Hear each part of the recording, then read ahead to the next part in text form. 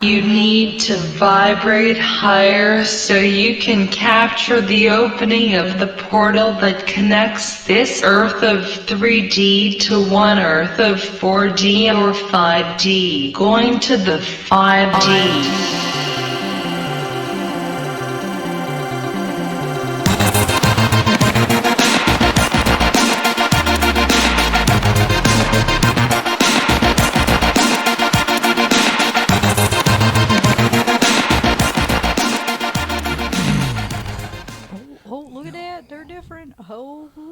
Holy fuck. Thank Christ. I hate Microsoft so much. Hello, my name is Phoenix. And I'm Kara. And we are talking in two dimensions. Yeah. Yeah, I hate computers so much. Kara, how are you doing today? I'm good.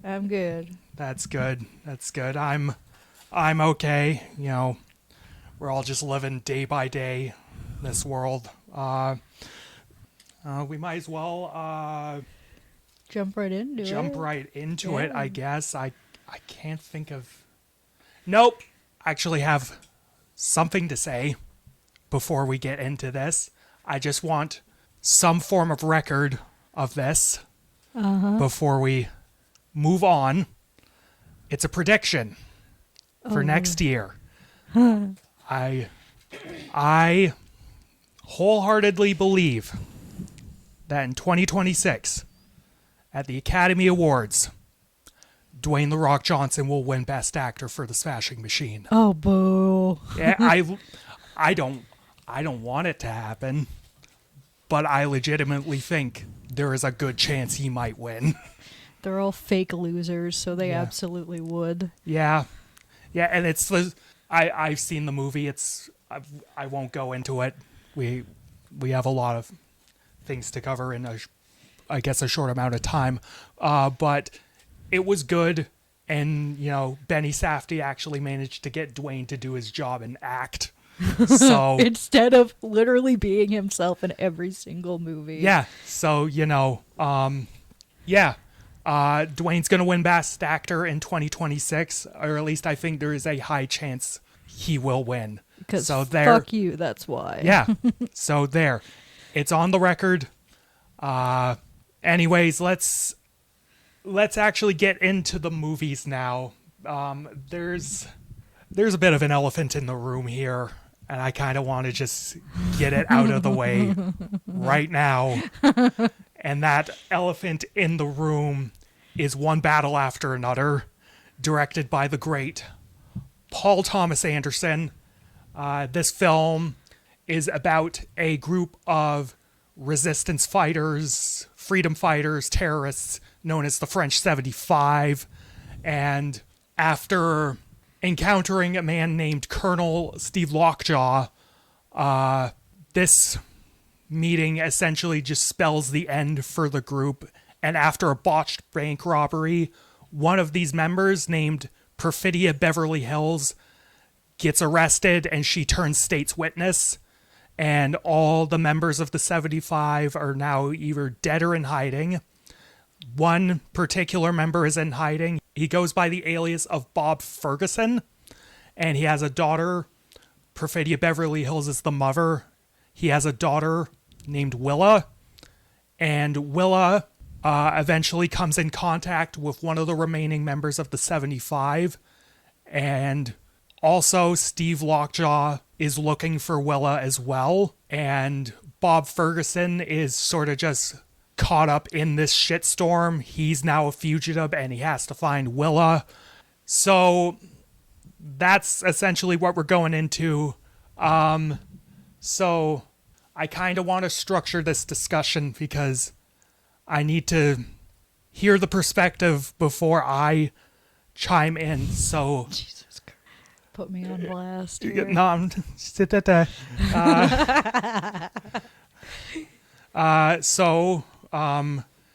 Kara, what did you think of One Battle After Another? It pissed me the fuck off at every conceivable, in every conceivable way. Okay. Holy shit. Elaborate. Oh man. Oh, like there were just some spots that were annoying as fuck. Holy shit.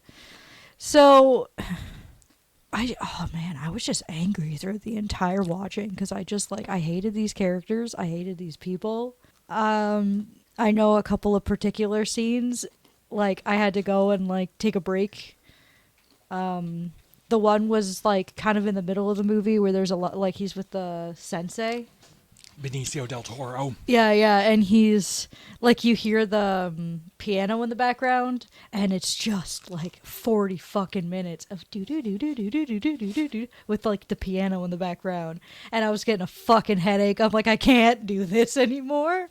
And then just the scene with them driving just felt like it took so long going over the hills and stuff. I'm like, okay, I get it, but no, I just it was just so many different things. I'm like, these characters drive me fucking nuts.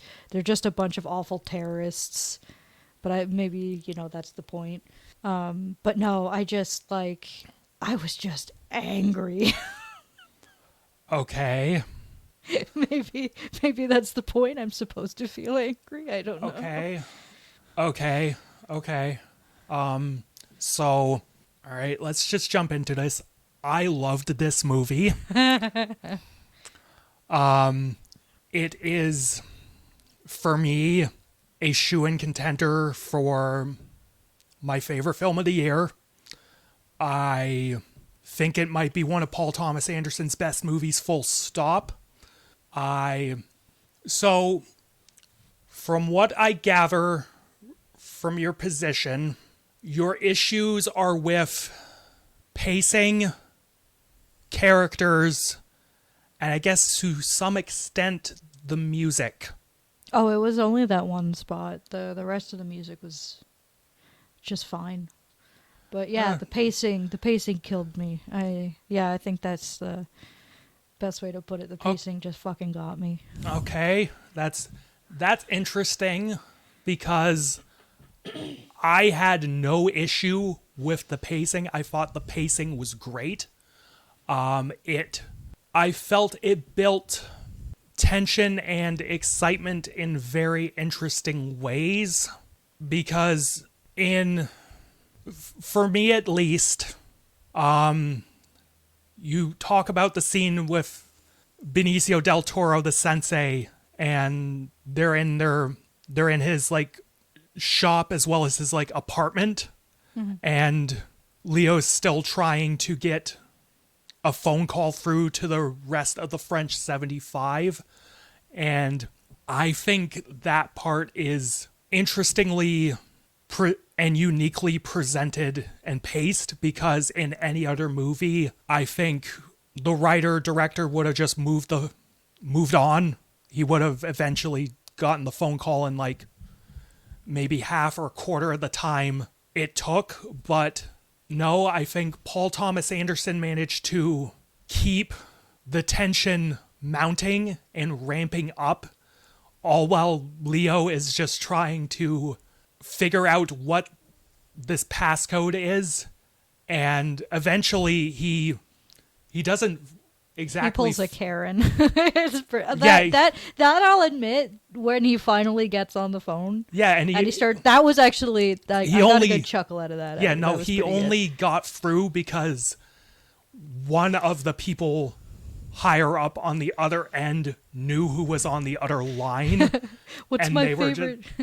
Like it's and so He's a war hero, you idiot. Fucking apologize. yeah. And okay.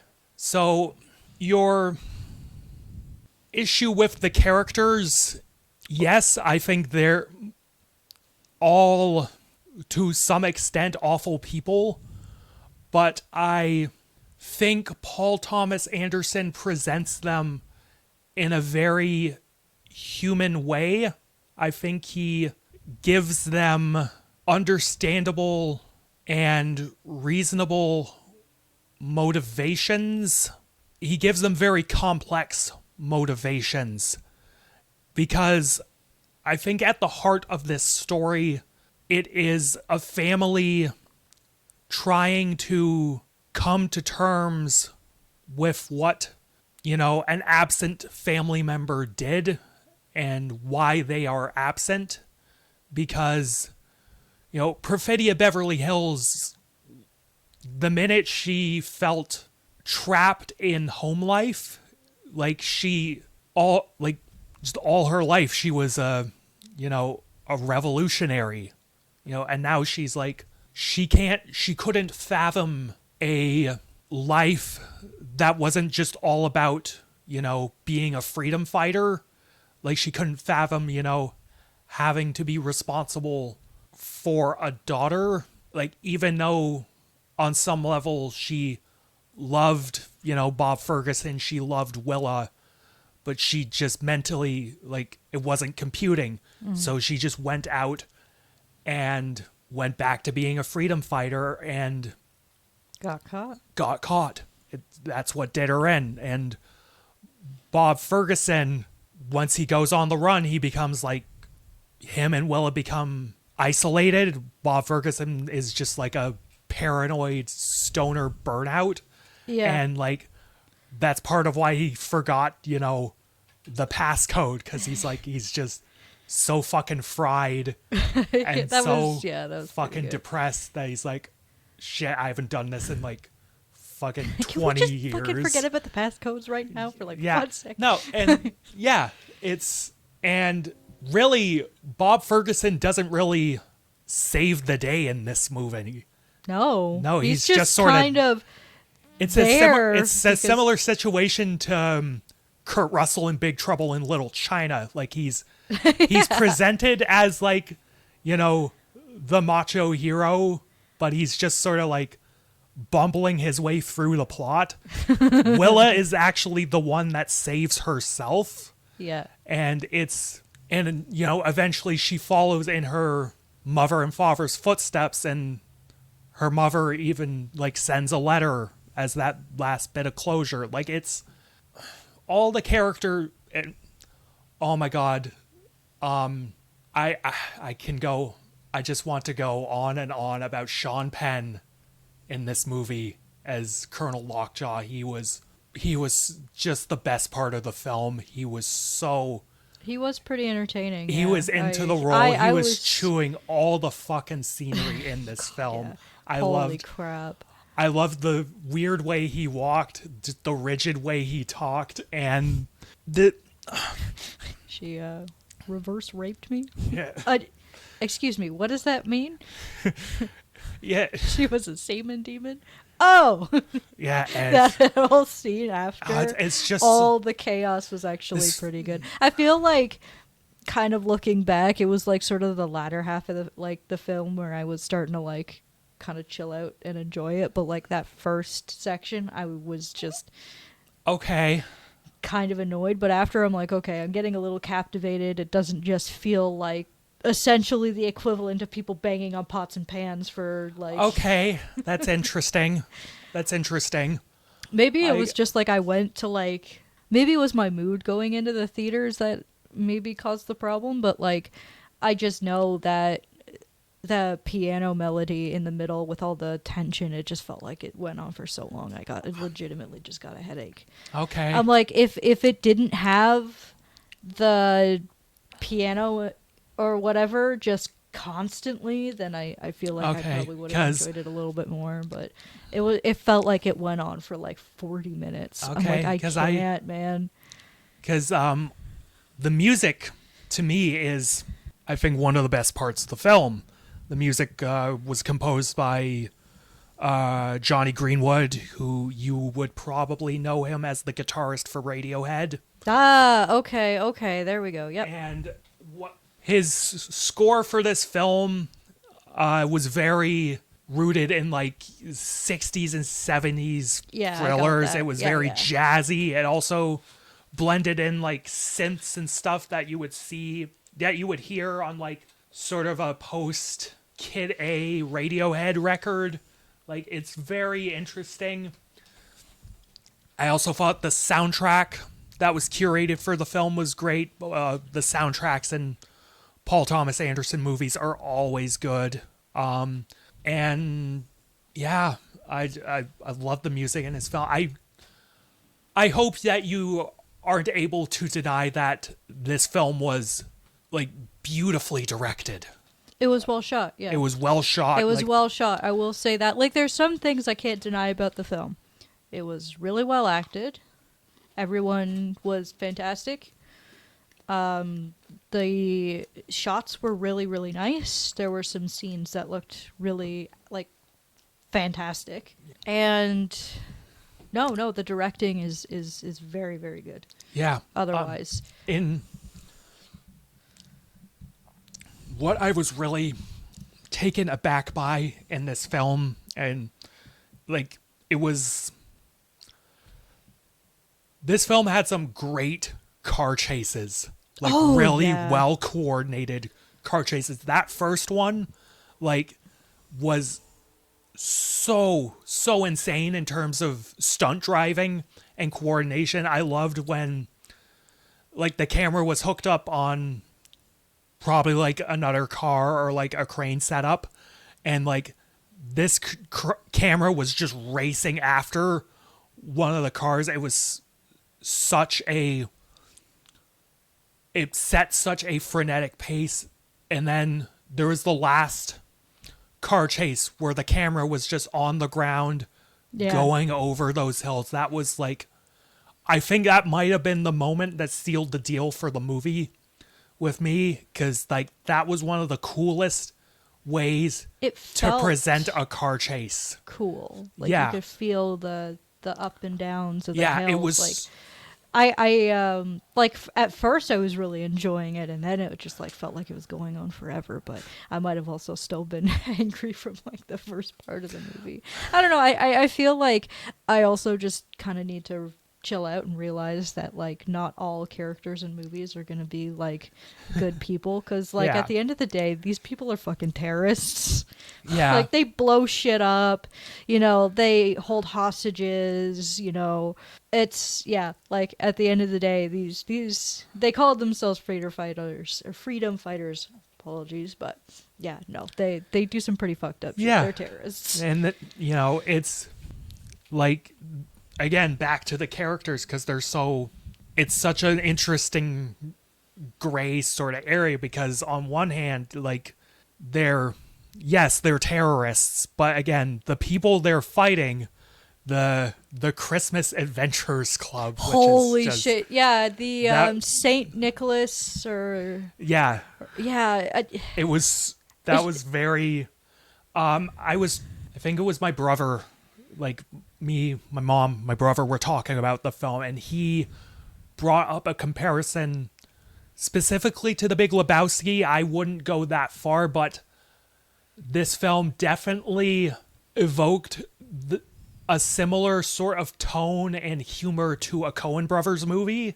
Like, it was very dry oh gosh. and very irreverent, because like, you brought it up, but the entire final sequence with Colonel Lockjaw and With the all of Christmas his Adventurers scars Club, and, yeah. like, which was an impressive bit of like makeup. Oh, the makeup there was really, Yeah. really good. Like, it legitimately looked like And some, that was like, some scars that he got from. and even before that, that was such a well presented swerve, because like Lockjaw was like, you thought he was gonna like sort of, yeah, you thought he was gonna die, and you thought and he get was what gonna die, deserves, like he but- gets shot by one of the Christmas adventurers that was sent to kill him, but then you see him like walking up the road, like his face all fucking bloody. Like, it's such a good swerve.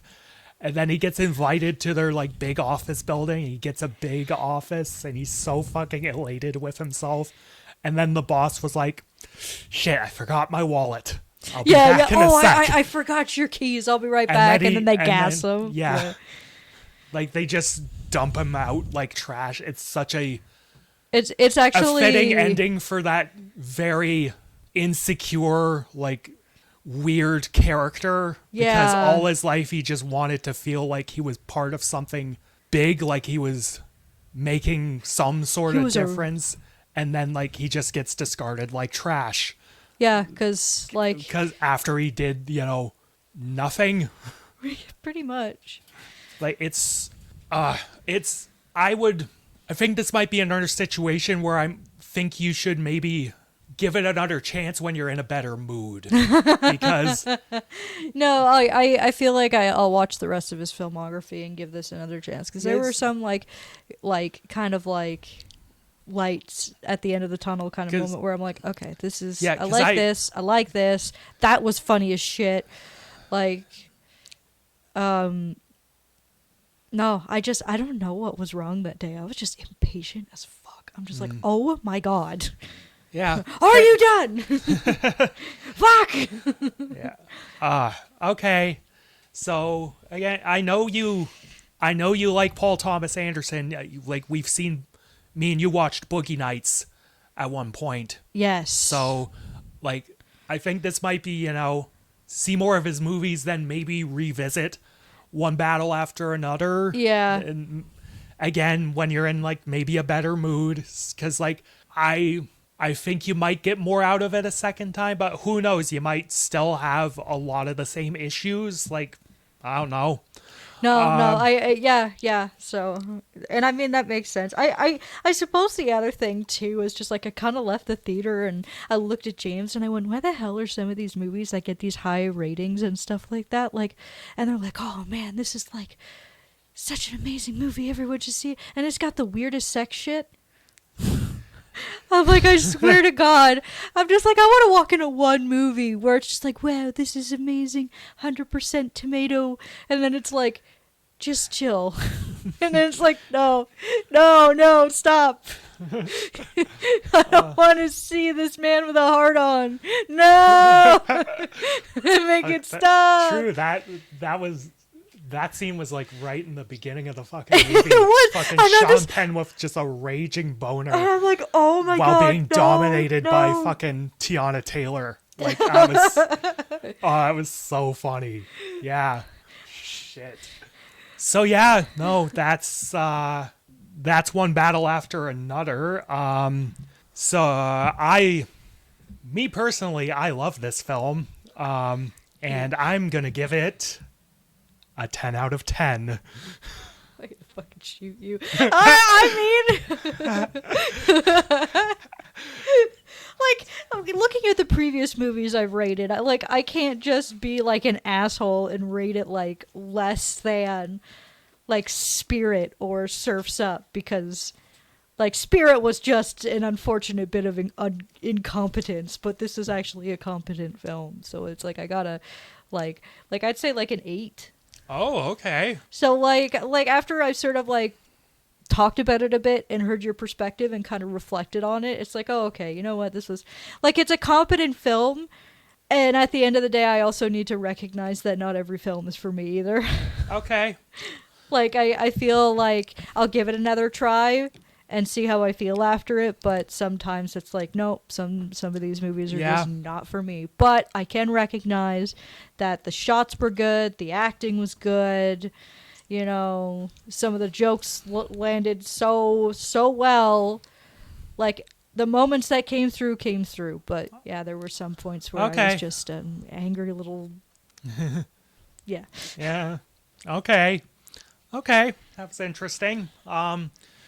So me and you saw One Battle After Another on separate days, but we both went and saw another film. We saw a film called Good Boy, directed by Ben Leonberg, I believe that's his name. And this film tells the story of a man, but more importantly, it tells the story of this man's dog, Indy. And this man has some form of chronic disease that affects his lungs, and he feels sort of compelled to get away, find change of scenery, so he goes to his granddad's house to fix it up, but Indy starts to feel a unwelcome and very hostile presence in this area, and is sort of up to this dog to start protecting his owner from this presence. And I sort of probably have an idea of how you felt about this movie. Kara, tell us about your experience with Good Boy. I really liked Good Boy. See, now this is getting into the territory where it's like, oh, it feels like a movie that was made for me. Because it's not only like, oh, I love dogs, but I also love horror movies. So there you go. And it's really sort of an interesting idea of, putting it through the dog's perspective, because there's this sort of really annoying cliche, especially with those sort of cheaper kind of general audience horror movies, where they try to cheaply elicit sympathy by killing the dog within like the first 30 minutes. Like, oh, the family moves into the new house and the dog starts barking, and oh no, the dog knows something's wrong, and then they get like offed. So it's kind of a nice change of pace to have the dog be the main character, and the way that they shot and edited it, it's very compelling. It feels like you can sort of read and understand the dog's emotions. And I mean, the coolest part being is that the dog isn't even like trained to be an actor. Indy's just a good boy. Yeah. Indy's just a good boy. Got him. So I can't say that I share the same feelings as you. I guess in some way I do. But to me, this film read as a gimmick movie, and it didn't really overcome or justify itself outside of the gimmick. So let's just say, as a piece of filmmaking, as an execution of this gimmick, setting a horror movie from the perspective of a dog, I thought this director did a really, really incredible job with how it was shot and edited. The film is a lot of low angles, and the people are often presented neck down, like their head is off frame and only like the bodies are. Yeah, you don't see the owner's face until like the you don't third really act see of it the film. much at all. Yeah, so like Because, all like, the shots really- are low Because to like the if ground. And a dog the size of Indy, if it was staring forward, it would probably only see like up to here maybe. yeah. So like the camera was presented in that manner. Like the shots were composed with that in mind. But what the film does really well is its editing, because it uses a simple filmmaking technique, a simple psychological trick called the Kuleshov effect, where say you have a shot of someone's neutral expression, it means nothing. But if you intercut that with other things, it will elicit an emotional response from the audience. So oftentimes Indy the dog is just staring off into a corner, and then it will cut to like, this ominous presence, this like black foggy person. Mm-hmm. But like the dog's expression is just blank. It's just the dog just looking at things. But it's like you intercut those things. It's giving the audience the feeling that this dog is, on alert and worried that there is a threat in the house. Like it enhances an already impressive bit of animal training and emotionality that was already in Indy's performance. Yeah, because some of the scenes that don't use that trick, that's just Indy being happy, for example. Yeah. Like when, Indy's getting all the pets and stuff like that. It's just like, nope, that's just the dog just genuinely being happy. I think the best thing the director said was like, yeah, no, my dog, no idea that he was in a movie. Yeah. No clue. Not one. Yes. Like it's, as a piece of filmmaking, it's impressive. I mean, I didn't care for the music outside of like one piece. Like there was this one piece where it was synths, and there was this like boom, boom, boom, boom, boom, boom. Yeah. It was just this throbbing bass beat. Like that was cool. But the rest of it was like yeah, this is horror movie music. This is fine. And this film obviously had like not exactly a limited budget, but it wasn't exactly a large production. Like they just shot it in their Yeah, house. the credits were super short. They had Yeah, a small team of individuals that just pulled it together over Yeah. 3 years, and And like there was one shot where Indy jumps through a window, and I thought the effects in that shot were kind of shit, and it kind of ripped me out of the movie. But the rest of it was like, yeah, you're using your resources well enough. I liked the design of the evil ghosty thing. oh, Like the it was, ghost, yeah. it started off as this just black cloud, which is like cool, and then it turned into this like sludge monster, like this person covered in like black slick oil, which aesthetically is a cool design, and it And was also then- presented really well in terms of makeup and costuming. I think like one of my favorite parts is the fact that it actually just kind of has this sad story going on in the background that you kind of have to piece together. Yeah. The ghost is, from what I understand, his grandpa. And then that curse is passed on to essentially the next family member when they die, and then they're forced to haunt that location. But they don't like slam it in your face or anything like that. You don't Yeah. find that out until like the end of the film when, he is essentially a ghost talking to his dog. Yeah, okay. So this is where we start to get into my issue with the film, and I think you're maybe giving the film a little too much credit, because I think without the gimmick, this script doesn't really carry itself all that well. I found it like if you were to replace the dog with a person, man, woman, it doesn't matter. If it was just a person, like this story wouldn't be as nearly as interesting.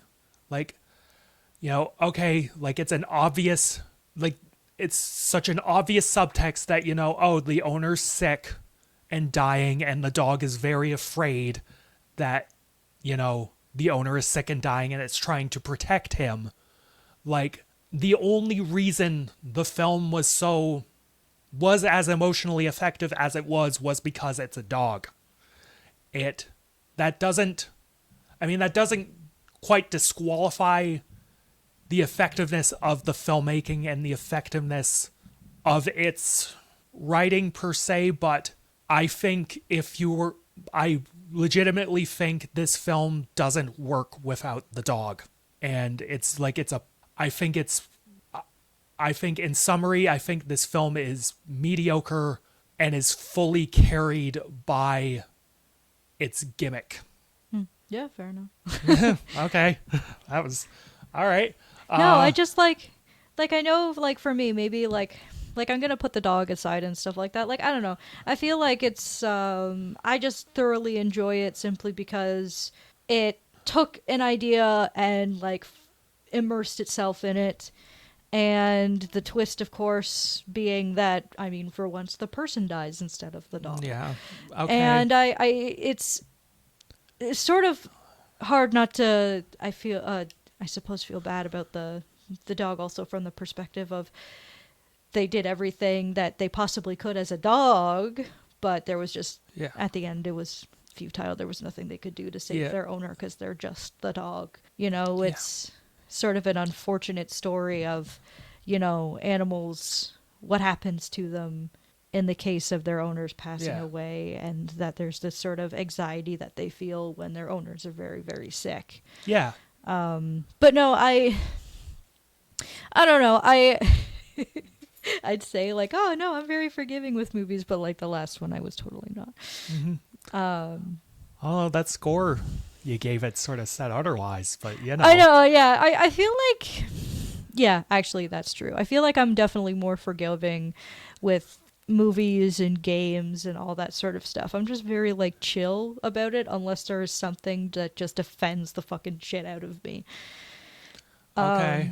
But no, like I suppose I understand the perspective of it being the gimmick and things like that. But in this case, I sort of don't mind it because and it's not like I don't love a gimmick movie. Yeah. Like, and it's not like there are examples where a film is like solely where the words. It's not like there are films where the film is just a gimmick and it isn't, like a fucking great time. I love the fuck out of Hardcore Henry. Oh, Hardcore Henry is like so that's good. It's a first person action movie. That's the gimmick, If you look at the plot for like more than 2 seconds, it's fucking but it loves how stupid it is. But like, it's committed to the gimmick, and it is so much fun despite its stupidity. Like that. Yeah. And it's hard not to like a and film then like that. but as an example of a film where not only is the gimmick itself cool, but there is actually an interesting bit of writing and narrative sort of structure and storytelling going on. Memento is one of my favorite movies. The Christopher Nolan, about the guy with amnesia. Can't remember. Have you not seen Memento? No. We will have to talk about Memento at some point. No. I mean, that's the point of all this. There's definitely a pattern with me where people are just like, oh my gosh, I've seen like such obscure shit, but then the moment people are like, oh my gosh, have you not seen this absolute classic fucking staple movie? It's like, no, not at all. But yeah, no, Memento is, Memento's a gimmick. Like, it's all like the story is told non-linearly in like a very, very out of order fashion. But like, if you piece together the story in order, it's very, very interesting and tragic, and like it goes beyond its gimmick. So like, but I guess to conclude, I think Good Boy doesn't go far enough outside of its gimmick to warrant big praise from me. So I think for me, I'm feeling a 6 to a 6.5 out of 10 on Good Boy. In my review on my own channel, go watch that. Mm-hmm. I said it was closer to a 6 than a 6.5, but I think after this discussion, I think I maybe want to say it's closer to a 6.5 than it is a 6, because I think the gimmick enhances it enough. Yeah. No, I find like for my rating, it's struggling a little bit because it's like, I liked it more than the last movie we saw, but if I suppose if I had to sort of like rate it on, like definitely like One Battle After Another is like a definitely more in-depth, competent sort of film, but at the same time I had more fun watching one than the other. That's fine. Yeah, like I'm definitely like, I might have to figure out my ratings then. Maybe I'm also being too hard on myself too. Just whatever you're feeling in the moment, Kara. Because like there's some problems, but like for me, I'd say like an 8. Okay, that's cool. That's right. Cool. Like, yeah, no, I feel a little bit bad for the movie too, because it feels like it's just sort of like a curse, or sort of like it was always going to have that going against it because it has a dog as the main character, right? And people are gonna assume that it's manipulative, or feel that it's manipulative after the movie or whatever. But yeah, it's unfortunate that the gimmick is in a way a bit of a detriment to it in a sense also. So yeah, that's where it is for me. I definitely enjoyed it. I'm a sucker for animals and horror movies, so.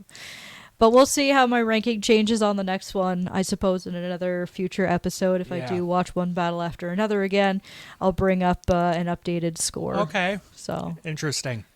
And I mean, the same thing with like Beach Bum too, right? Like, Yeah. I got to see the rest of the guy's filmography, and then maybe I'll come back and like, you Yeah. know, Yeah, 'cause, like- revise that. Because 'cause, this is like, like casual anyways. Yeah, so. no, because like I said in that review, in that discussion, that the Beach Bum is sort of a contextual moment in that man's filmography. Yeah, and I didn't So- have that context. So for Yeah, me, it so- was just a fucking loser being a piece of shit. Yeah, no, that's fair.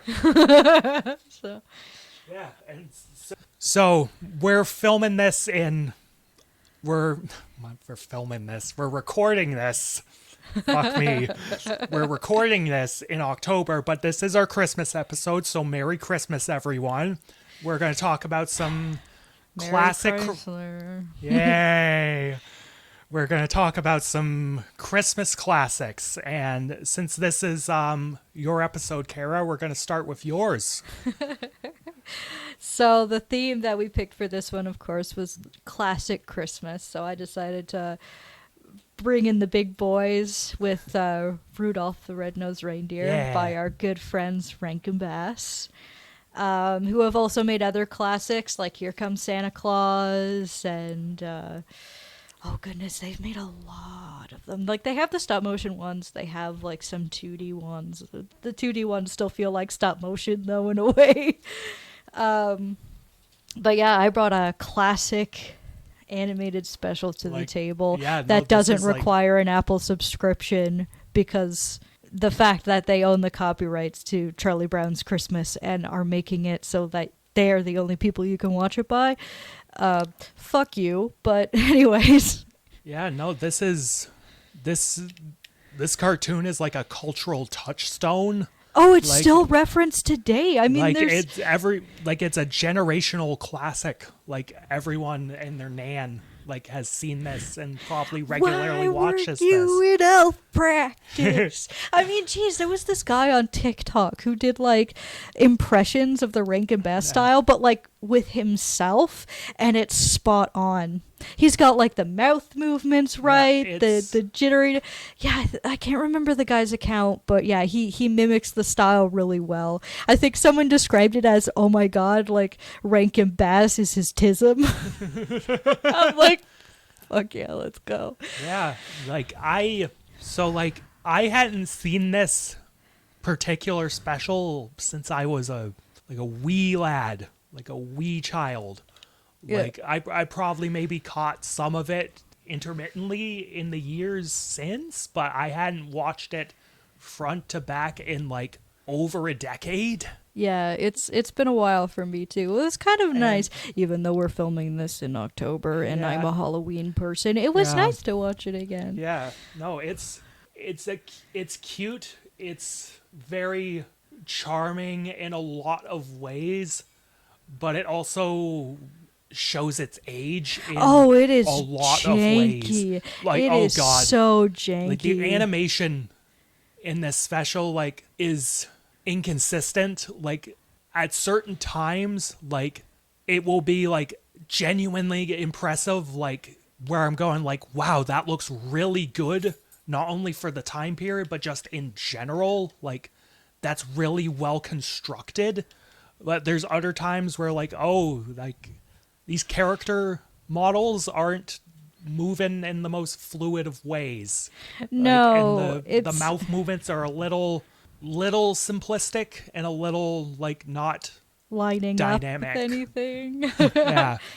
No, I it's just so like, personally for me, part of its charm is just how janky it is, you know? Like, it's hard not to kind of like, because all of their stop motion ones are like that. Like, if you even watch the Peter Rabbit one, the Easter one that they did, it is all the same. It is janky. It doesn't feel like they really improved. They went, this is it. This is what we've got. But it feels like such a genuine, nice little cartoon. Yeah, like there's- these are people that love the holidays, man, and I kind of miss that, you know? Like, I remember back when I worked in retail talking to people, I'm like, I just can't stand modern Christmas music or anything like that anymore. Yeah. Like, the older stuff from, like, the 50s and 60s or anything like that. It's just like, I love that. It's got like soul, and it feels like people love the holidays, not I want to be the next Mariah Carey that gets a bunch of money every time there's snow on the ground. You know, it's what was it? Ives, the gentleman that did Burl Ives. Burl Ives. Like, I love his Christmas music, man. So good. I love how he is the narrator, the snowman. And he's a very pleasant narrator to listen to. Oh, he's very, very pleasant. And part of what makes this so genuine and so earnest is, you know, the simple story that it's telling. Like, it's more or less just dragging out, you know, that Rudolph the Red-Nosed Christmas Carol out to like an hour, and it tells just a simple story of, you know, not to bully people because they're different. Yes, you know, being different is what makes everyone special and interesting. And, you know, and you bring up the music. I did enjoy a good chunk of the musical numbers in this special. I think my favorite, though, was when the elf, I think Hermie or something. Yeah, Herbie, I think. Something like that. I swear a couple times I heard Kirby, but... Like, it was something like that. And this little elf, like, he doesn't like making toys. He isn't particularly great at it. He wants to be a dentist. And that's great. And he's so gay coded. It's crazy. And like, yeah.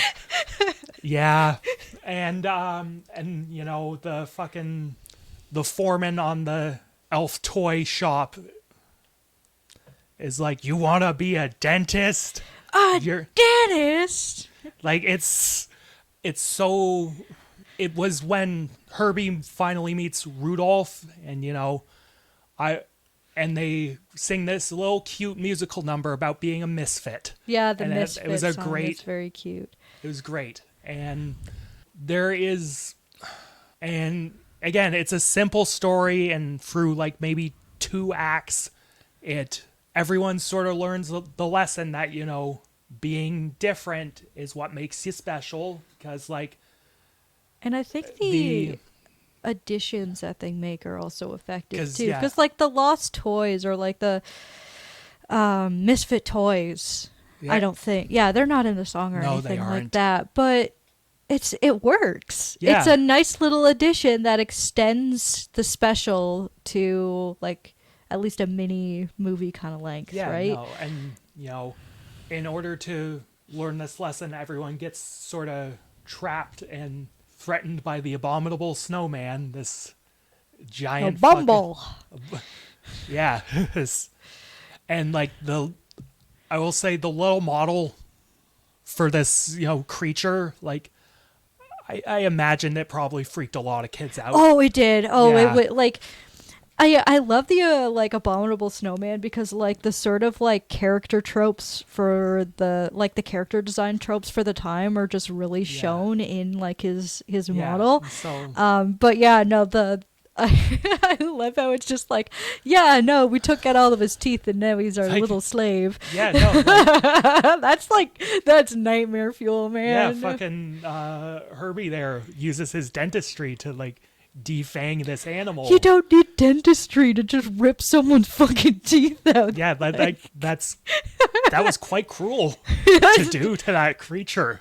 Like, holy shit. But like, you know, it's... Yeah, no, and then you can't ignore, of course, the most iconic character. Yukon Cornelius. Baby. I love how his sleigh is just random dogs. Yeah. Like, it's not all huskies. It's like there's a poodle in there and a shaggy dog, and it's so good. Like, Yukon is like one of the best parts of the movie besides like the elf foreman. Yeah. Oh, you just don't want to make toys. Well, that's fine. What? Like, there's a reason why people still like quote. Like that was like I think it was last year around Christmas that was a bit of a meme actually, was that sound bit from where he's just like, there's a backup a mile long right behind you. What's going on, boy? What's going on? Like that whole scene in there is really, really good. It's hard not to love. It's a great little movie. It's charming. It's endearing, despite its age and jankiness. And some of the songs weren't as good as other ones, but oh yeah, it's simplistic. It's fun. It's for what it is. It's cute. And if you have a child, oh, absolutely watch this with them. They'll probably get a kick out of it. No, this is definitely on my list of like must-watch Christmas movies if you have kids. This one and a couple of others I hope we get to at some point. Like Klaus is really, really good. Yeah, it's so much fun, and it's only 40 minutes. It's only like 50 minutes, and like I don't think we have much else to cover about it because it's only like 50 minutes. Yeah, it's just 50 minutes. Nothing really crazy about it. It's just a fun little charming I still love that running gag.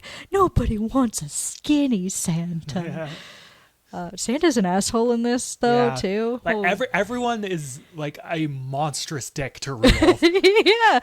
Except for like the girl. Like that's the girl, it. And it's odd because I think Fireball is like the biggest dick to him, but that reindeer is blonde.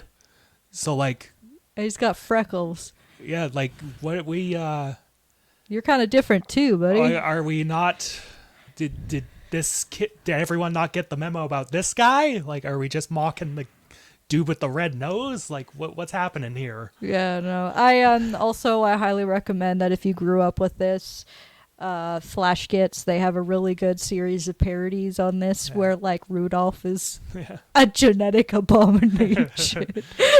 It's a really good parody of the short, actually. I'm not gonna lie. So yeah, I highly recommend that. Not with the kiddies though, not those. Just the original film. Just the original. Not Flash Kids. Oh dear God, no. Yeah. But no, that's about it. I'd say for me, like it's jank, so it's like, for me it's like a 6.5, I'd say. But it's got so much heart. I can't just be like, oh no, it's only like a 3 out of this because it's blah, blah, blah. It's like, no, it's lovely, it's fun, it's adorable. Yeah, it's just hasn't aged too well. Yeah, that's about where I'm at too. It's a 6.5. It's endearing. It's cute for an hour-long sort of TV special. It's perfect for the holidays. It's cute. Absolutely. And yeah. Now we've got our next one, which is a little longer. A little longer. This is a feature-length film. It's oh man. And I compromised. I didn't pick it's not a Christmas movie, but you could technically classify it as a Christmas movie. But he picked the next It's Enough of a Christmas movie. Yeah, no, I think like it's more or less a Christmas movie, like in theming, and it's just that we'll be talking about Gremlins. Motherfucker picked a horror movie for Christmas. Yeah, bud. We can't get away from it. Yeah, we're talking about Gremlins, 1984, you got it. Goddamn right I did. Yeah, Gremlins 2 was 1990. Yes, we'll talk about Gremlins 2 another time. But I'm excited for that one because I've heard that one's just batshit insane. Oh, it is. But we're just going to talk about Gremlins 1. The 1984 Joe Dante film starring, Zach Galligan, Hoyt Axton, our main Tiger Blood man himself. Yeah, we got Corey Feldman. Like, Joe Dante is such a charming and passionate filmmaker. Like, Oh no, I was wrong. I'm No, yeah, I think No, I am stupid. yeah, Ignore no. me. Like it is such. As I was saying, Joe Dante is such a passionate and creative filmmaker. Like he just loves movies. He loves especially the movies he grew up on. And as we go through this, like you see so much of what he was influenced by and raised on. And another thing about Joe Dante is this man is loyal to the bone, because there are a few people that Joe Dante works with that have pretty much worked with him on every movie he's made. Oh. So, Dick Miller, he plays I forget his name, but he was the guy that was laid off from his job, and he goes on about, there's the foreigners, they're putting gremlins in our machinery. They're everywhere. Like he's that guy. Like Dick Miller, he is in, I think, every single Joe Dante movie. Oh damn, Because that's awesome. He was in his I think Dick Miller was in his first film, and they just became like best friends after that. And That's it was awesome. like, it was just sort of, like anytime I'm working, if you want a job, you got it. It's so cool. So when we start this film, we see a lot of the old films, a lot of the style of the old films that Joe Dante loves, because we start off with this start off in Chinatown in LA, or at least Chinatown, wherever they are. I think they're in. I think it was Beijing. I could have been No, wrong. though, they're or- not. It was in a Chinatown somewhere, and it's all lit in like red, like deep red, and it's It's a dark. cool set. It's a cool set. It's dark. It's smoky. Like it's so rooted in like those old 40s and 50s, film noir stuff that Joe Dante was raised on. Yeah, absolutely. And we start with, narration from Rand Peltzer, Billy Peltzer's dad, who is an inventor.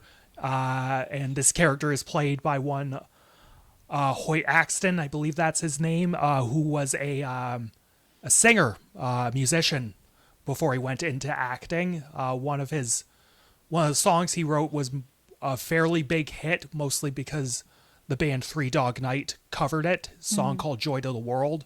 So that's before acting, that's what Hoyt Axton was known for. And so we start with Rand Peltzer going into a Chinese antique shop because he's looking to, sell his inventions, and it's a running gag that his inventions don't not quite work well.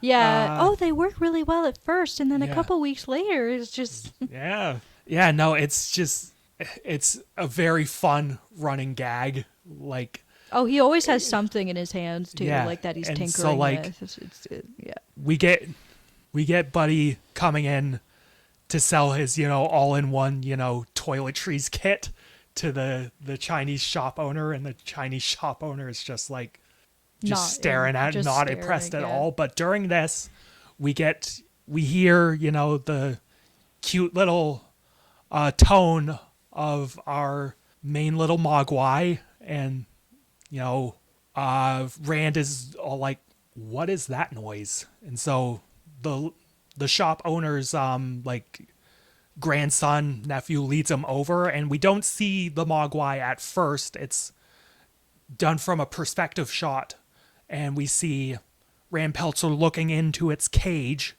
and he's like, "What is this? I gotta have this." Like, but the shop owner's like, "Mogwai, not for sale." And Rand is just like pushing him to buy this, and the shop owner isn't budging. But the kid, realizing that, they need the money, Here, just take it. just take it. And during this scene, we do get the establishment of, the rules of the Gremlins. Don't feed them after midnight. Don't expose them to water. Don't shine bright lights at them. And The feeding after midnight one always gets me though, man. and that is a common like, nitpick, I suppose, with the film, because it's like, what do you like midnight in what time midnight zone? to when what's funny is that I never really saw it as a nitpick. It almost sort of just felt like an inevitability that these things were just gonna turn into monsters due to people's irresponsibility, because it's like and don't feed it after midnight. It's just doesn't feel that serious, but also is like, okay, any time is after midnight. So like, I don't know. I just like, I never really saw it as a nitpick. I was just like, no, it just feels like it's inevitable that these things are going to become monsters because people just are not going to take that seriously. Okay, fair enough. Yeah. But this first scene does a great job of establishing the rules that the rest of the film is going to play by, and it's just such a great piece of, set design and filmmaking. And then after this, we get introduced to we get the opening credits, and it's just such a tonal shift. Yeah. Like we get, hey, it's Christmas time, everybody. Christmas time. We got a nice, snowy, brightly lit set on the Universal backlot. It's actually the same set they used for Back to the Future.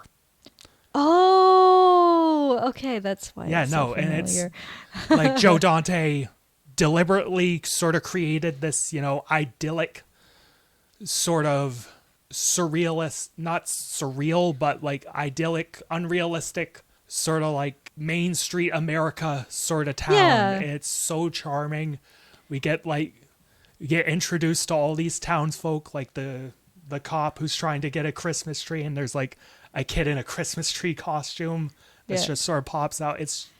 We also get, and during this sequence, we get introduced to Billy Peltzer, Rand's son, played by Zach Galligan. I think actually during this, my favorite little background thing is that the vet's name is Dr. Monroe. I thought that was kind of funny. Just like, oh, hey, Dr. Monroe, and I saw him coming out of the vet store. I'm like, hold the phone. So, so main character. Yeah, and we get introduced, and, when we get introduced to him, he's trying to start his car. Like it's a Volkswagen Bug, and it just won't start properly, which is going to come back into play later. And that's a great thing Joe Dante does with with his writing. Like he's just so good at simple setup and payoff. Like every piece in this film pretty much comes back in some way, whether it's simple or like very, subtle. So like eventually, the car won't start, so he just has to like hoof it into town, and we get this like great shot, this great long take of Billy running along the street, saying hi to everybody, and this shot is a bit of an homage to the shot of Jimmy Stewart running down the street in It's a Wonderful Life, which is a film that plays on the TV later on in the film. So during, he arrives at where he works, which is, day job at the bank. And he also brings his dog, Buster, I think was the name of the dog. Baxter, something like that. Yeah. Yeah, and dog's just sort of sitting under his, till.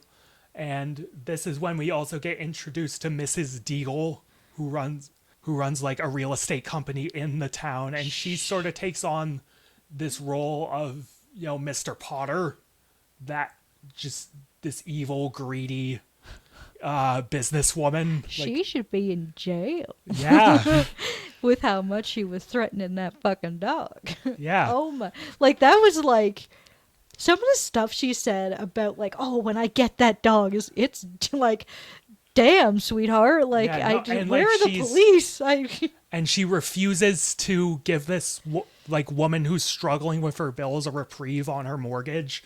Like, she said something like, me and the bank have the same purpose, and that's to make money. Like, she's such a cartoonish, greedy villain that when we get the dog just jumping on her. Like that's the first little bit of comeuppance we get with her. We'll get to the other one much later. But like during this, after this little sequence with him and Mrs. Deagle, we cut to Billy in a bar, and we see that he's an artist, like he's doing doodles and whatnot, like little comics. Yeah. And then his friend from the bank, not Quotation friend, marks. Yeah. friend, because he's a dick. Like, Oh yeah. And there are a bunch of deleted scenes where he's more involved with the plot because he was supposed to be the third lead, but like Joe Dante decided to cut him because it like ruined. I think to him it ruined the flow of the film. Yeah. So like we don't see him after this, but he's going on about you gotta be a man. Gotta be a man. You gotta make some money. You gotta advance your career. Like, and so then we also get introduced to Kate. Thank you. Yes, Kate. It's Kate. Oh, perfect. Okay. Yeah. So we get introduced to Kate, and Billy's quote unquote friend is trying to hit on her. Like he's like, "Hey, you should see my new apartment." I didn't see the last one. I didn't see the last one. Like it's cold. Oh, Eviscerated. She fucking gives it to him. It's so good. Like she likes, she's fond of Billy. So like, and so that relationship plays out later, and eventually Billy ends up back home, and so Rand also comes home with Gizmo, and this is when we get introduced to him, and it's done through like this fun like Jack-in-the-Box thing. Yeah. Like Gizmo just pops out of the box, and Gizmo is an impressive piece of special effects. Oh my gosh, I love the puppetry in that little guy. Like it's puppetry, it's animatronics, like it's an impressive animatronics. Certain shots were done with like an oversized version of him because like it's wouldn't look as good without it. And but that sort of trickery is done all the time. Yeah, no, and it's done so well throughout this film, but I will say this, the crew fucking hated working with that puppet because it always broke. And it halted production so many goddamn times. That sucks. Because, honestly, I'm really impressed with, how Gizmo turned out because that little dude has a personality. Yes. That puppet, at the end of the day, despite everything that they went through with it breaking down, wow. The puppetry on Gizmo is really good. And I'm going to gush about the other puppetry down the line too. But Gizmo looks great. Gizmo is great.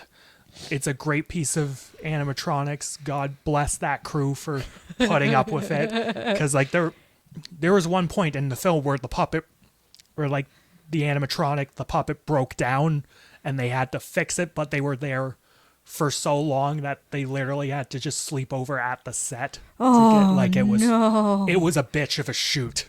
Holy shit. No, honestly, whenever I hear stuff about that, things going wrong on set, all I can think of is just RoboCop and how much they fucking hated making that movie. I hope we actually later in the future. We will eventually talk about RoboCop. But yeah, I mean, to get back on topic. Yeah, no. Otherwise, yeah, it's so a good. Great piece of, effects work. But another reason why Gizmo has so much personality is the voice of Howie Mandel. Howie Mandel. Really? Yeah, holy shit. Yeah, Howie Mandel is the voice of Gizmo. That's great. Yeah, no, because he's, he does that. And then I think I was weirded out because he also did, what was that one movie again? Little Monsters or something like that. All I know him as is germophobic judge man. So every time I hear, oh yeah, he did this, I'm like, fuck, really? Yeah, no, Howie Mandel's a great comedian. He's a great voice actor. He's been in the game for a while. I'm going to go off on a tangent. It's vaguely related because I'm going to talk about Howie Mandel. Okay. But I recently saw Howie Mandel do a stand-up set where I live. That's really cool. Yeah, no, and I don't know if you've ever been to a stand-up comedy show, but I want to so bad. like stand-up comedy's great live. It's a great time, but you will never see a bigger example of the phrase "there's levels to this" more than when you see a stand-up show. Because when I saw this, we had an opening act for the show, and like he was fine, like. Some of his material was pretty good. Others, it just didn't land at all. Yeah. And then Howie Mandel came out, and it was like night and fucking day. Like, Howie Mandel knew what he was fucking doing. Like, there are some people like who just he had the time, stage presence. like he had timing, presence. He knew how to pivot. He knew how to work a crowd. Like the line that he said that pretty much summed up his entire set was, "I had a set, then I met you people." Because the crowd was rowdy. There was one woman in particular that was just like not shutting the fuck up. And it was great. Like, Howie Mandel's a gem. He's a gem. That's awesome. Especially so in this film, because his Gizmo voice is just adorable. Oh, and it's perfect. And it brings such a great personality to this little thing. And like Billy and what's great about this scene is because Rand, the dad, actually stresses the importance of following these rules for the Gremlins. Like, this is a big responsibility. You have to follow these rules. Like, it isn't explained why, but there is a tangible level of stakes that is imparted on the audience, and that is great.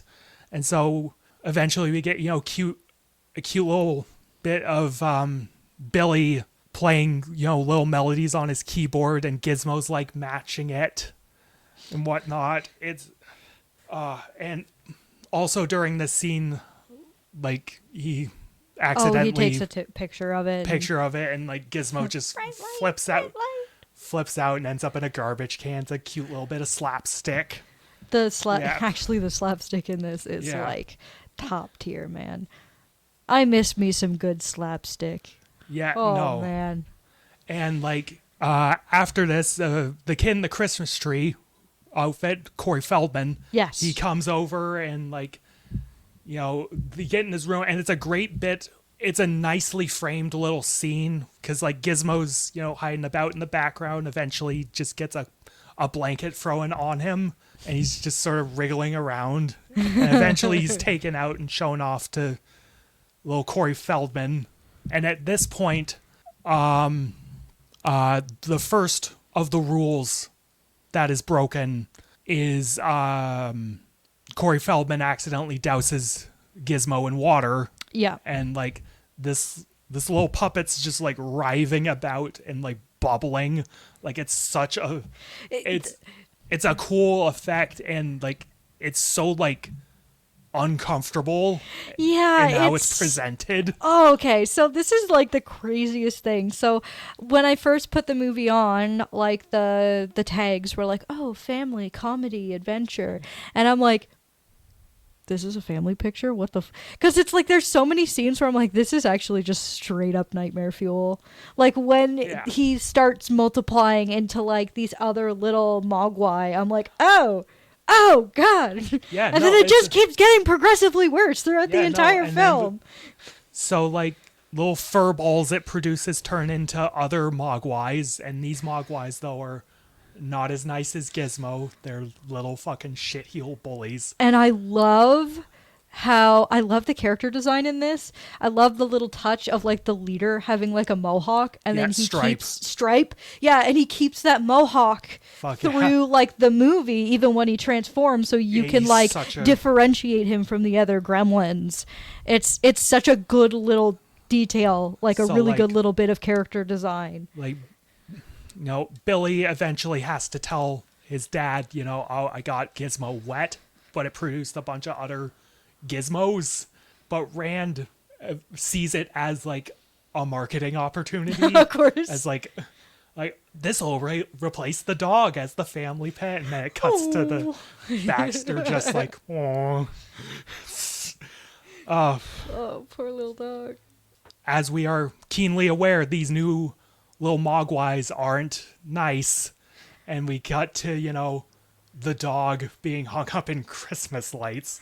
Yeah, one outside. spits on the floor, and the Yep. others are throwing treats everywhere, and they're playing a tiny it's- little arcade machine, Yeah, which is it's just, it's so good. yeah, It's like, these guys are little bastards. yeah, they're great.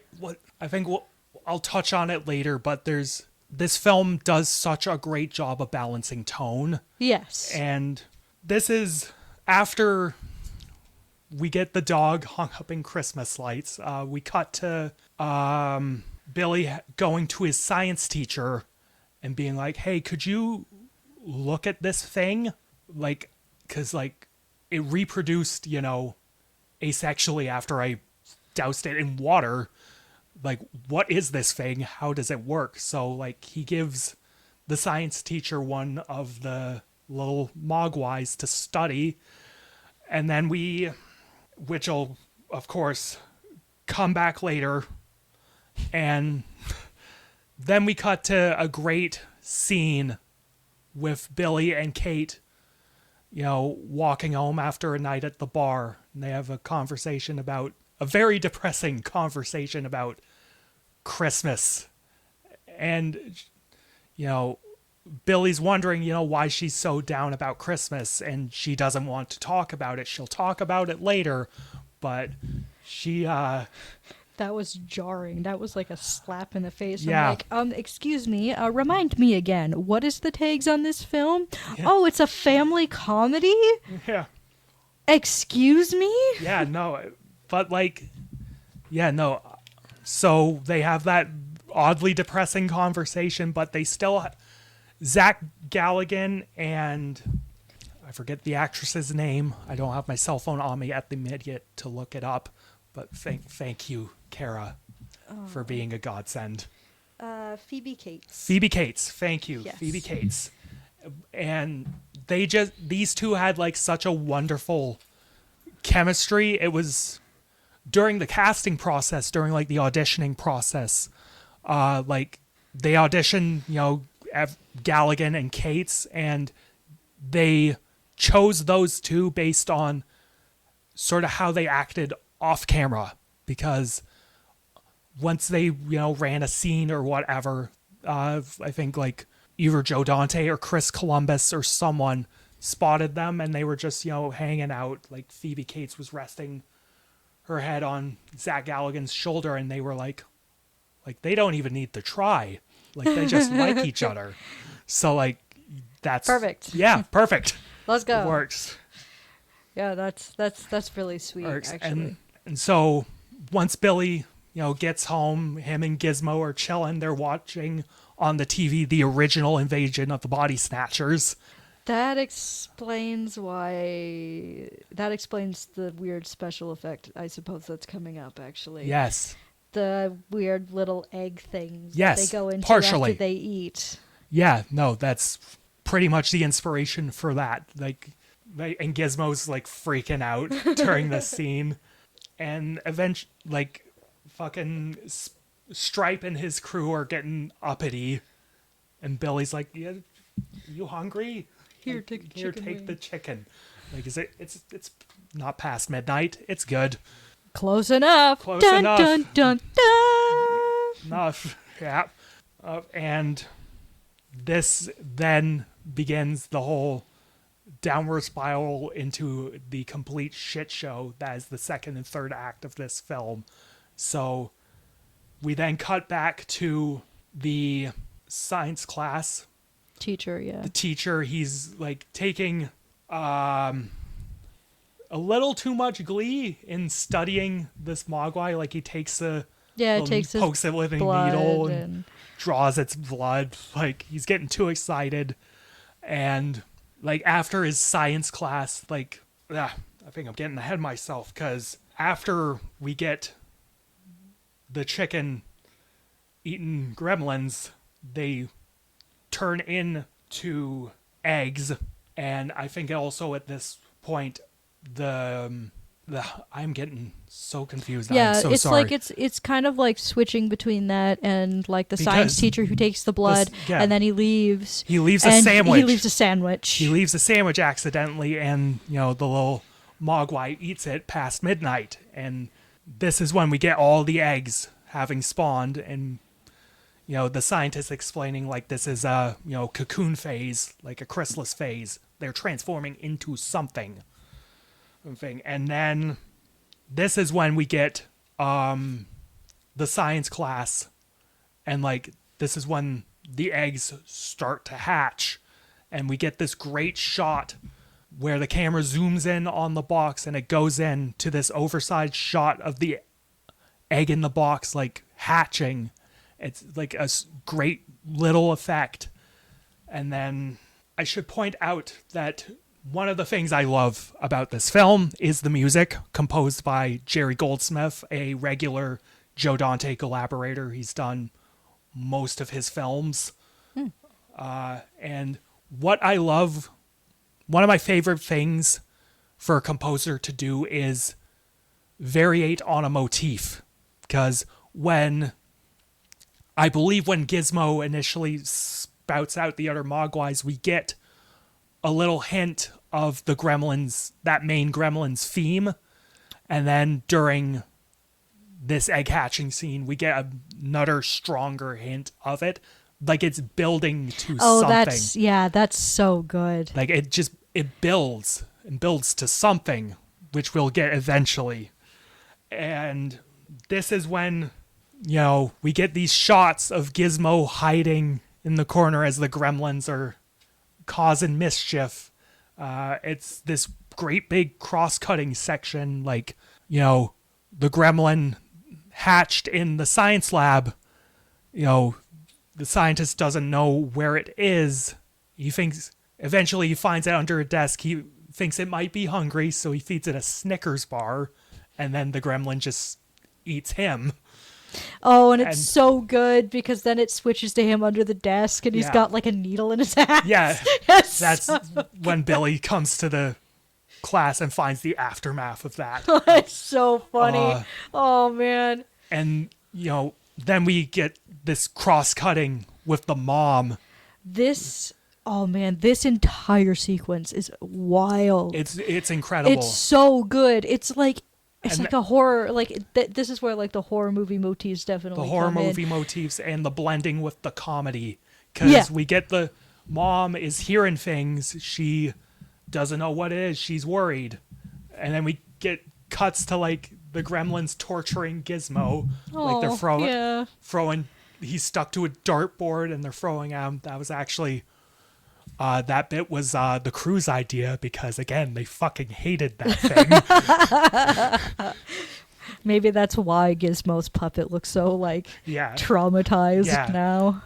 Yeah, do actually look that up. Look up what Gizmo's puppet looks like now. You sent me a message with that image. It's fucking so funny. It's fucking terrifying. It's terrifying, but it's so funny. Poor little bastard. Yeah, and the mom is slowly looking through the house, and eventually she finds the eggs have hatched, and the Gremlins are just now skittering around the house. And during this sequence, one of the things I love in this film, and one of the things I like about Joe Dante, he really likes his Dutch angles. So during this sequence, the camera will just be like tilted at this very awkward, uncomfortable angle, and it creates such a unnerving atmosphere, especially when compared to the moments we get of the mom absolutely fucking dummying these goddamn Gremlins. I know. It's like I was so shocked. This is actually the part that started to shock me the most, because Gremlin A gets torn up in a blender, the other one gets stabbed to death, and then the last one gets chucked in a fucking microwave. Yeah, no, it's fucking wonderful. And it just turns into a gooey mess. Like all you hear is yeah. Oh man, Actually, the other things that I want to sort of bring up before we move on from the scene, I love the puppet acting in this. Like, I love the one where, like, the mom is kind of, like, in behind, and you see, like, the shot of it, like, getting into something, and you see, like, its ears perk up, it looks to the side, it snarls, like, I love those little details that like, bring the puppets to life. The effects are so, it's a great blend of, like, puppetry, stop motion animation, like, it's so brilliantly seamless. Like they did, it's the beauty of practical effects. You just couldn't do this with like CGI or anything. It just doesn't feel the same.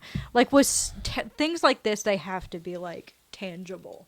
Yeah, no, it's like, and the mom takes care of all these in the most gruesome gremlins. Ways possible.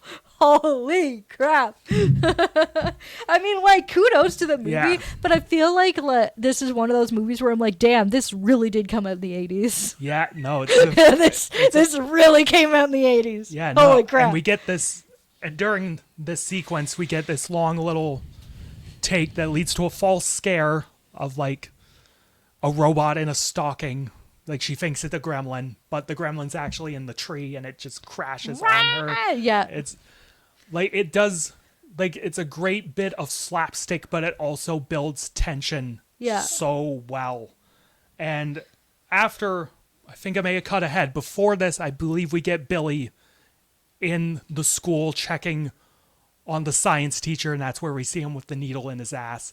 And this scene is so beautifully lit. One of the things I love in Joe Dante's movies is the lighting. Like, he loves that old movie lighting, like full of window lighting and shadows, and also loves his red lighting. There's some great red lighting in this sequence, and the scene is full of like long shots of Billy, tracking this little gremlin. We don't see it, like maybe an arm here and there, until the end of the sequence where the gremlin like pops out of a shelf, and it's just this quick shot before it pans over to like a busted up wall where the gremlin ran out of. Like, it was a quick enough shot before we could tell it was like an obvious puppet.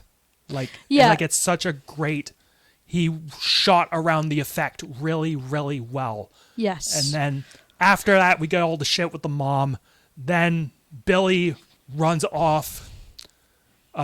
He drops his mom off with the local doctor, and Billy has to try and find Stripe, who was the one who attacked his mom. And eventually he tracks Stripe to the local YMCA, which is all shot and cast in like dark lighting. It's in blue, it's brilliant, and Dutch angles all around. Like, eventually Billy finds Stripe, they get into a tussle, and Stripe takes a big cannonball into the pool. And like, we get this bubbling green, I love that so much, pool, like foaming, and Billy's like, oh shit. I love how I just love that scene in particular because it allows us as like audience members just to go, oh no. No, we finally get a payoff to all these tangible stakes that were built up. Now it's just pure chaos. They're running around town, and so good. Yeah, and like before all the chaos kicks off, Billy goes to the cops to warn them, and even after he shows them Gizmo, like, they still don't believe that any of this is coming. And also, before we move on, one of these cops, it's my one Breaking Bad call for the podcast. One of these cops played by the great Jonathan Banks, who plays Mike Ehrmantraut on Breaking Bad. So, hey, Carrie, you should watch Breaking Bad. Fucking shit. I'm never gonna escape this, man. Shit. I don't I just see the memes, I hear people talking about it, and I'm just like on the sidelines, just like, okay. Yeah. He's the one who knocks. Okay. And the cops just go out. They get a call after Stripe gets thrown in the pool. Like, we get this great little shot of a miniature set, and Stripe is like, and we get all these little stop motion gremlins. They're all walking in a around. line, ready to party. Yeah, no, and during this, we get Dick Miller's character mulling about at home with his wife, and, they hear something outside.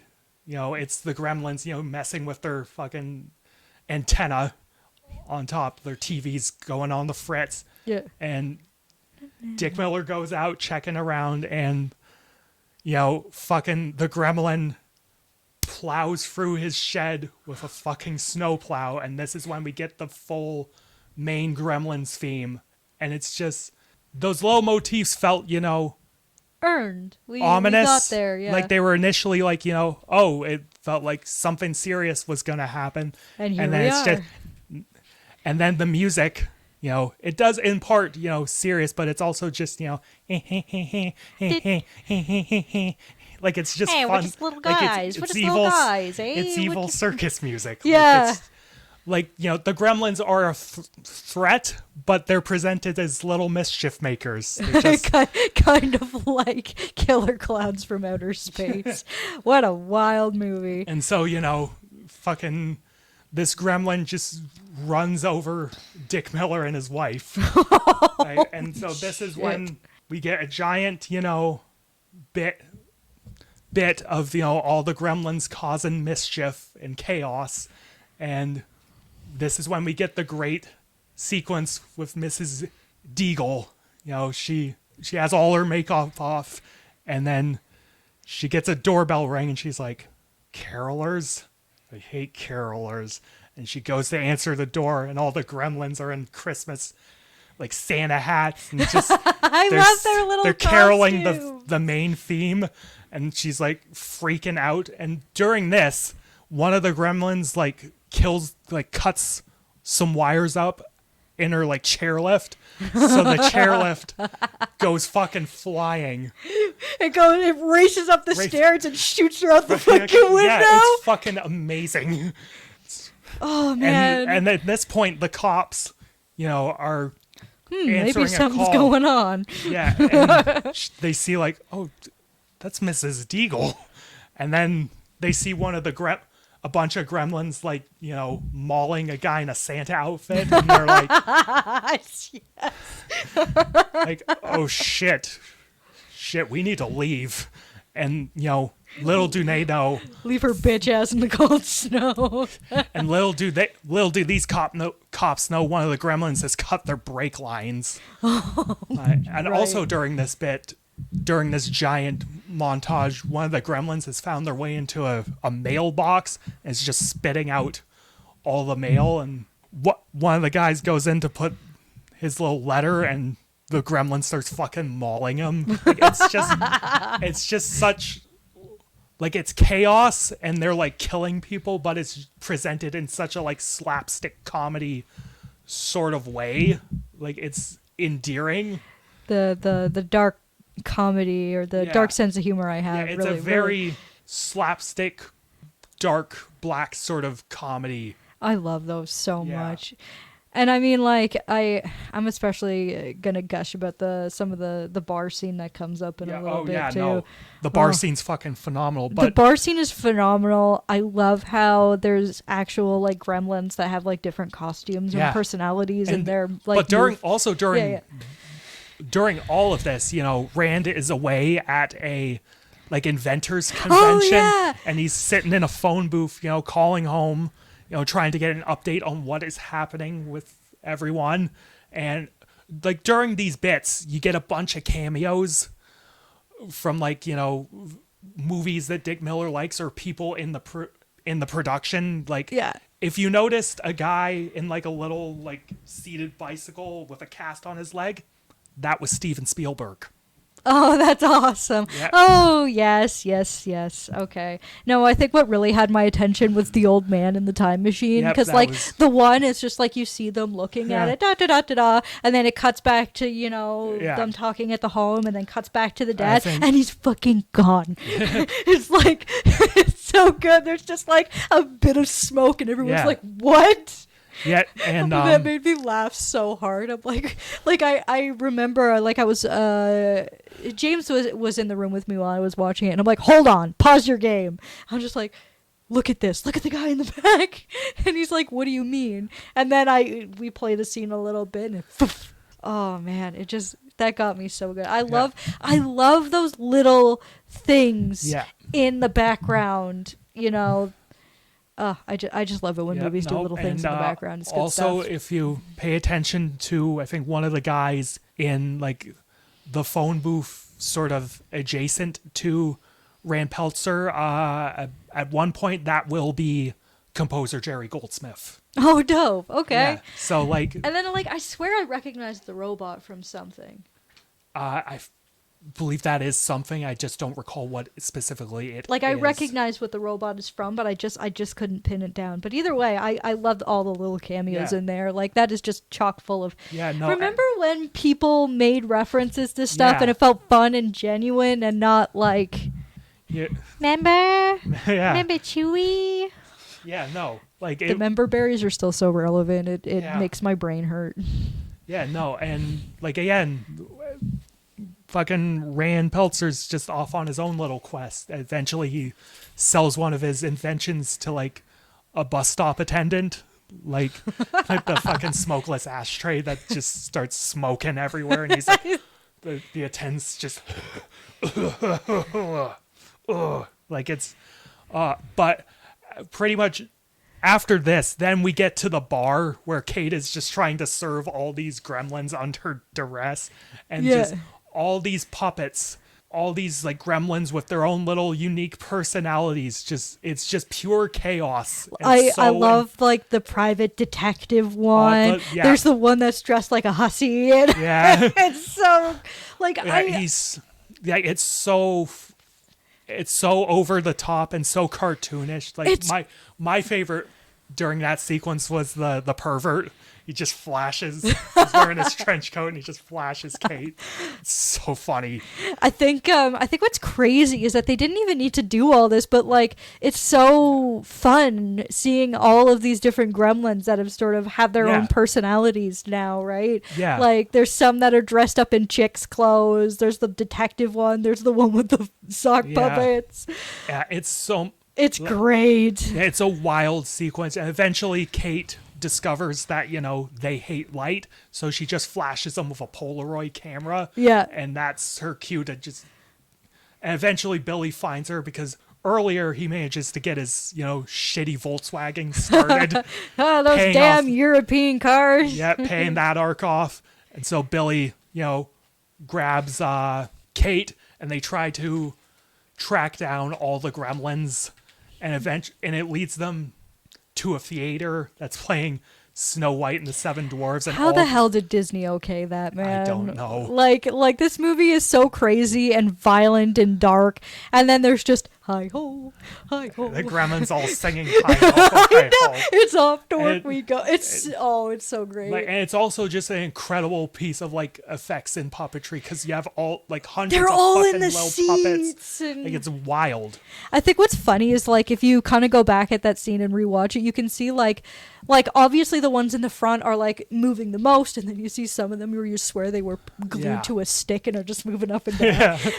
I love that kind of chaos though. Yeah. So but yeah, the theater So- is like the most impressive part Yeah, for me. no, Like and all of those puppets yep. together.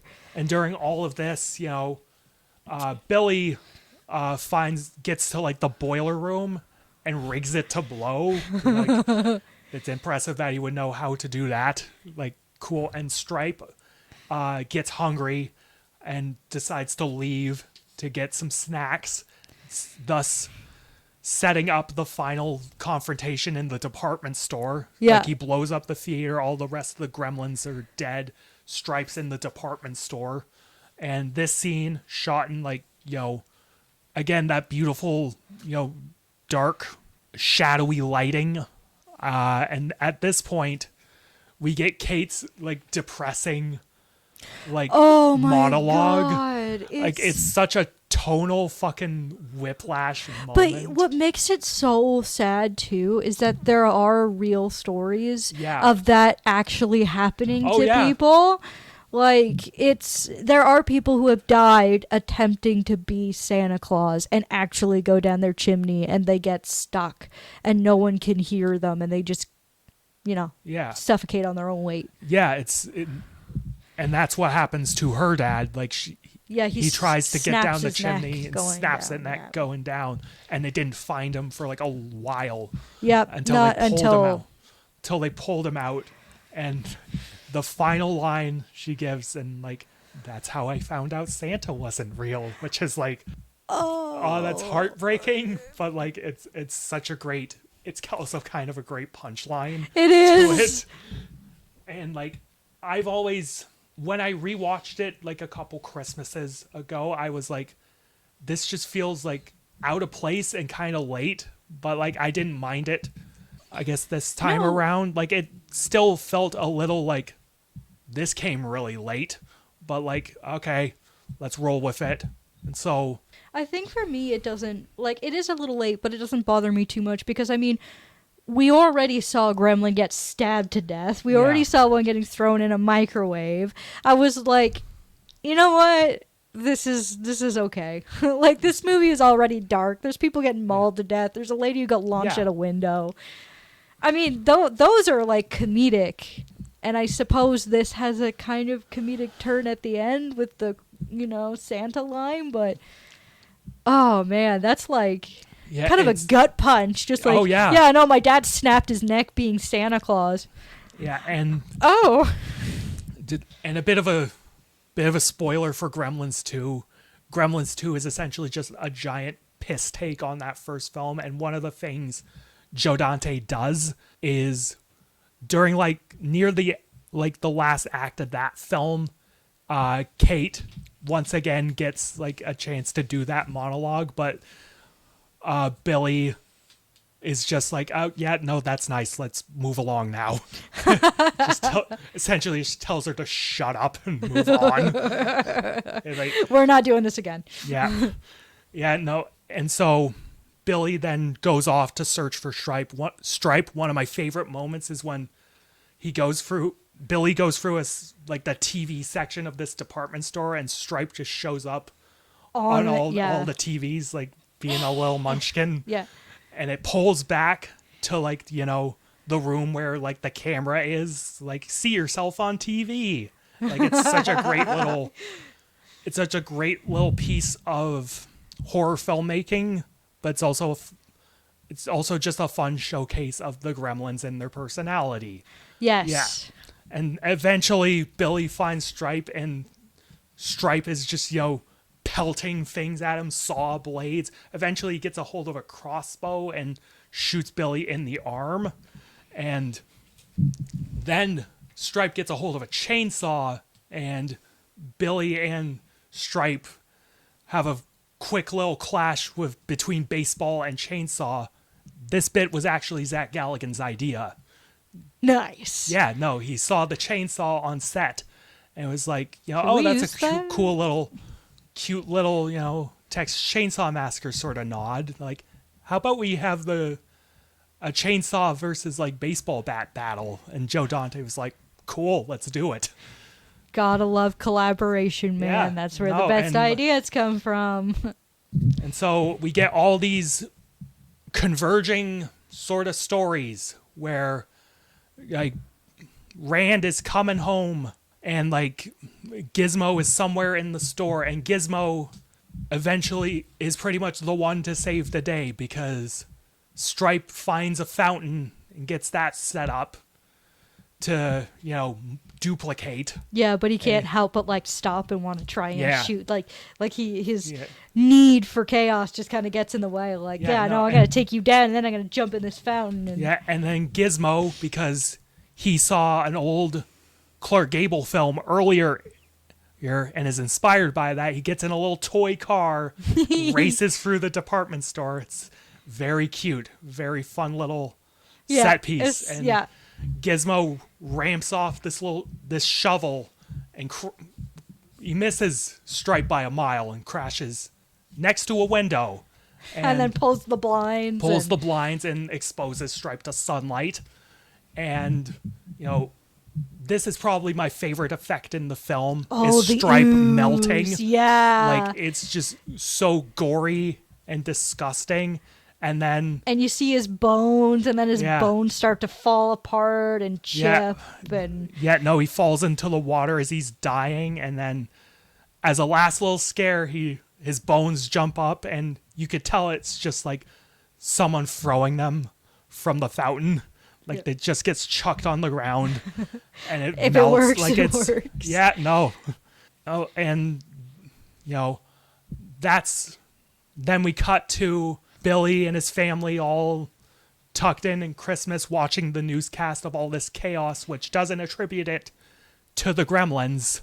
Like the newscaster says, people are saying there were these little, green monsters around. Mm-hmm. Drugs. Yeah. Which are good, which are bad. Drugs. Yeah.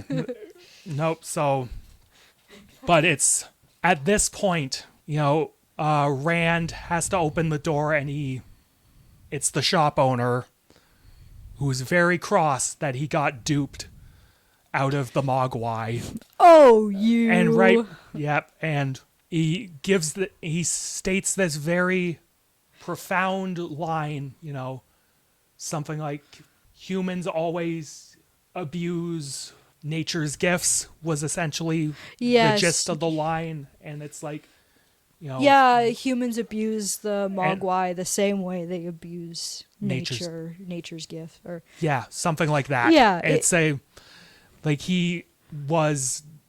He very clearly saw that Rand was not responsible enough to take care of this creature, but he also acknowledges that Billy maybe one day could take care of Gizmo. Like, he sees something good in him. Yeah, there's something there, right? And so he has to take away Gizmo. Aww. And then, but he allows Gizmo to say one last, bye-bye. Yeah. Cute little bastard. And walks off, leaves the house, everyone just sort of watches him go off, and Hoyt Axton gives his last little monologue, like, this has been our story, and if you're ever wondering why your machine is on the fritz, turn your lights on, check all your nooks and crannies, because there might be a gremlin in your house. Don't tell that to kids. Yeah, cut to credits. In watching this film, like, again for this, I just couldn't deny the level of craftsmanship and the level of passion and just goddamn good filmmaking from Joe Dante that went into this film. Even if I have like a couple issues with like the writing, specifically like Kate's monologue at near the end. Yeah. Like, it's just too good to just deny. And like, I prefer Gremlins 2 because I love me a good shitpost, and Gremlins 2 is just a top tier shitpost. Which is perfect for these little dudes. Yeah, but in terms of taking the concept seriously and bringing his personality and his voice to this idea, Joe Dante fucking knocked it out of the park with this. He showcased just a love of filmmaking and all the things that brought him to where he was at this point, and it was a fucking smash success for him. The studio wasn't really sure if it was going to be a success, but it was. And it pretty much defined Joe Dante's career going forward. I can understand why. It's such a fun movie. Yeah. Like, it's fun because like, by the craftsmanship, you can tell that a lot of people had a great time doing it besides working with Gizmo. But I love those movies where, like, the love just resonates from it. Yes. And you can't help but feel great because it's like, there are people behind this that love this, and it's just so clear. Like, Yeah. the puppetry in this is just immaculate. I love the little details in, like, how the gremlins move and their expressions. Like, what really stood out to me was when the one gremlin was eating stuff and hears the mom and his ears perk up. Yeah, And, that's like, that is really good little details that make these creatures feel alive. Yeah, that one bit, that's a wonderful, seamless blending of so many practical techniques. Yeah. It's like, I watched Red Letter Media's, I think, video ranking Joe Dante's filmography, and when they talked about Gremlins, Rich Evans, the great Rich Evans, mentioned that shot, and he was like, you cannot tell me that wasn't a real gremlin. Yeah, like, it just exactly. Looks so it fucking feels good. real because it's not just the ears perking up. It snarls and then it keeps eating, Yeah. and like it feels like a real animal. And it's just like, I miss that kind of puppetry. I wish that would come back. I miss like those, like. I miss that stuff. It's actually the reason why I'm super excited to like talk about stuff like the Dark Crystal in the future, like, all of the mechanics that go into the faces to make these feel like legitimate living breathing creatures. And there's just something about like puppetry that it's just unmatched, like with CGI and stuff like that. Like, I've always sort of put it this way: if it's possible to do it with practical effects, just do it with practical effects. For sure. But for the impossible, I understand CGI. Yeah. For the absolute impossible, yes, CGI. But there's some times where I'm like, that creature just could have been puppetry. Yeah, no. CGI is often a tool best used for touch-up work. Touch-ups or big battle scenes, large crowds, But even then, with battle scenes, like, just hire extras. Yeah, Like, that's that's true, more that's true. impressive. It Anyways, is. Yeah, Gremlins, dope film, big fan. I am feeling an 8 out of 10 on Gremlins. For me, I was saying like 9.5. Fuck yeah. Yeah, like I'm Gremlins is saying dope. it because the only thing that like for me that's kind of like a slap in the face was like the monologue, but even then it doesn't like, it's like, oh, okay, I can understand why they would justify putting it in there. There's some Yeah, other you get pretty the dark, bit. gruesome stuff, but it still is kind of like a punch in the, Yeah. But no, like, this is an astounding bit of filmmaking. This was the first time I've ever seen it. That's shocking. No, because I'm like the practical effects person. Because like I love those kind of like movies. Like I love puppets so much. So this was just like, oh, this was so good. Okay, yeah, no. Fuck yeah, Gremlins. So yeah, that yeah. concludes our Christmas episode. Merry Christmas, everyone. Merry Yay. Christmas. And As he waves his arms around like a Muppet. Yay! yeah. So it's my episode next, and when we return to you next, it'll be a new year. It'll be 2026. Boo. Yeah, Make it stop. yeah, and I just got used to it being 2025. This is bullshit. yeah, it'll be another year. The uncaring monster that is time will be knocking at our doors. But, it's a new year, and the new year is also about, beginnings. Starting fresh, starting things. And in the spirit of beginnings, the topic I want to discuss, I have coined the art of the debut. We will be discussing a filmmaker's directorial debuts. We'll be talking about directorial debuts, feature film directorial debuts. You get the point. Yes. So my pick for this episode, we actually talked about this filmmaker's most recent film on the podcast, and that would be one Darren Aronofsky. So we will be watching his 1998, I want to say, 98 debut feature film, Pi. Pie. The number. Oh, this is news to me. I've not seen this one. It's where you're in for something good. Okay. Perfect. And no, for the the directorial debut that I have picked is Lupin the Third, the Castle of Cagliostro, and this is actually the directorial debut of Hayao Miyazaki. Okay. So his technical first film. Not Kiki's Delivery Service or, Nausicaa. This is it. This is the first time he directed a film. Okay. So Interesting. I'm really Interesting. excited. Lupin is such a... I've always been interested in seeing the Lupin the Third sort of films. Yeah. They seem like a lot of fun. And it'll be cool to really see where he started.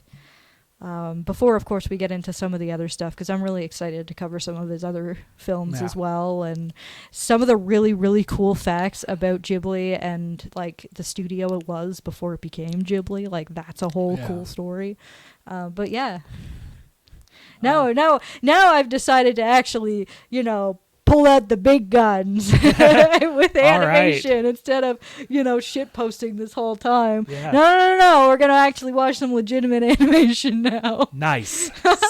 Nice. So, yeah, if you don't like spoilers, come prepared next month in 2026 January for our discussions of Pi, the number, not the food, and Lupin the Third.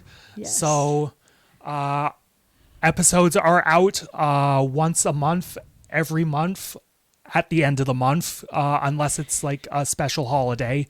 Like, for example, this episode will be out Christmas Day. Yeah. But normally our episodes are out at the end of the month. Make sure to like, share, and subscribe on YouTube, but also follow us on all our social media. Follow us on, Spotify, Apple Podcasts, all that good stuff. Instagram Yeah. and Twitter. Yeah. Yeah. All right. And yeah, that's all our discussion done. For everyone here, I'm Phoenix. And I'm Kara. And remember, if you find a podcast host in your house, don't feed them after midnight, don't get them wet, and don't shine bright lights at them. And have a happy Yukon Cornelius. See you later. No, be good boys.